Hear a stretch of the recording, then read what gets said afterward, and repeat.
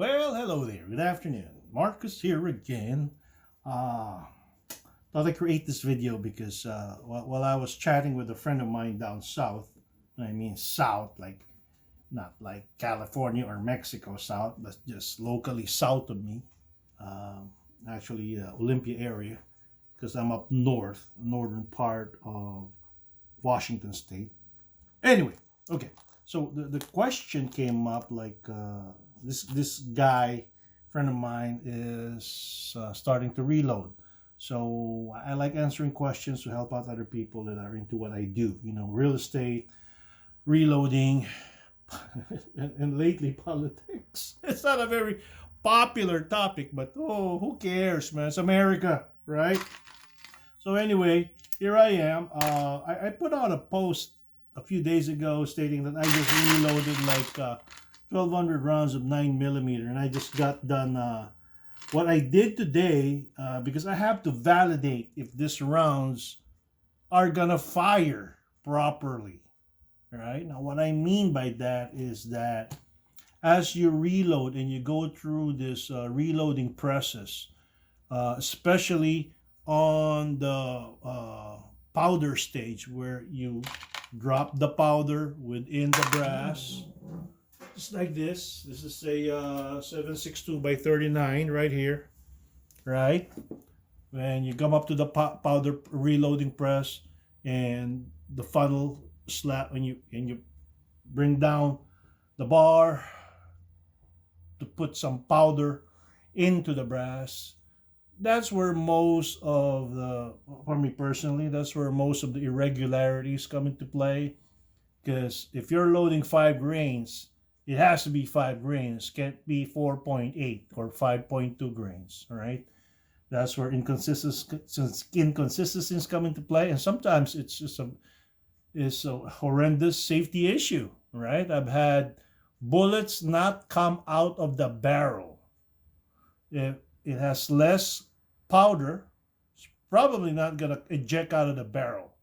If it has too much powder, you're gonna put more pressure on the barrel, that eventually that barrel will fail. Not probably on the first shot, and not unless you fill that brass up all the way to the rim. Now, this brass cartridges, believe it or not, are not full. You could get a lowly 9mm, right? And this will probably contain up to a max of, I don't know, 25 grains. But right now, I only have 4.8 grains to 5.1 grains, which means less than a quarter. So the rest is air or empty, right? So what do you do? So the question was, what are you doing, Marcus? Aren't you done after you reloaded it on the 4th stage of the process? No, not really. You got to make sure that these bullets do 2 things. Has the right amount of powder. Come on. If I just reloaded 1,250 rounds of 9mm. It's about 700 here and about 100 here. The rest of them are already stored in the proper cases. I ran out of bins and cases because I got so much rounds. I put it in this ammo box. It's just proper. So anyway, you're not going to weigh one of them after every one of them comes up the reloader now. So what you do are 2 things, right? First, you need a weighing scale.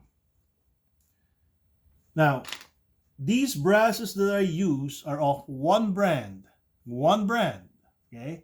Make it a habit to do that. Don't just, conglomerate all of them into it. Why you eventually determine the reason why once we're done with this video. Okay, one brand, CCI Blazers. That's what these brand of cartridges are. Now, not all of these particular brand of cartridges has the same weight. Figure that out. So they came off 2 different shots and 2 different weights, which means that if I add a certain amount of powder, in this case 5.0 grains of Hodgdon tight group powder. They will come up roughly at the same grain of weight for the totality of one bullet, of one cartridge, right? So what I do, I go up to my scale, right? I weigh every one of them. This particular container came up between 208 to about 210 grains total. That includes the bullet, the brass cartridge, the primer, and the powder inside the cartridge. This one, you're going to ask, why is it separate? Because this came up at a higher weight, which is the other weight of that brass cartridge. This came out between 212 and 215 grains. So two different loads. Now, on that post, I mentioned out of 1,200 plus reloads, I have 5 of them that were either too low or too high. So I separated those 5. Why? For safety reasons. And secondly, I just wanted to be efficient when I shoot my load. Okay? When I shoot the reloaded projectiles that I created. Especially if they are really, really low on weight. Now, there's one here.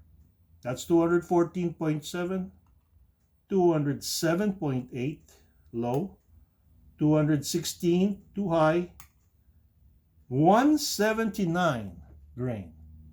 Figure that out. How did this become 179 grain, right? That is way too low. So I'm worried about that, and that one is 207, below 208. They'll still come out of the barrel, but it'll probably come out with a thud. This one, what I'm going to do now is I'm going to disassemble this with a hammer, right? Not a hammer to hammer it. But what it is that you place this inside a device that looks like a hammer, and inertia as you hammer it on the ground is going to propel that without hitting the primer. It's going to propel that projectile off the brass with the powder. Then you pour the powder in a separate container, right? So that's the first thing you need to determine. If you have, if you're just reloading like 50 of these, yeah, you could do it one at a time. Why not? Or have them all reloaded after the 4th stage and then weigh it later. So what comes after that? You got to ensure that this projectile chambers or sits properly in that barrel. Well, are you going to slide that into the barrel and see? No. Use an ammo checker right here. Right? You'll notice this one is separated by its caliber.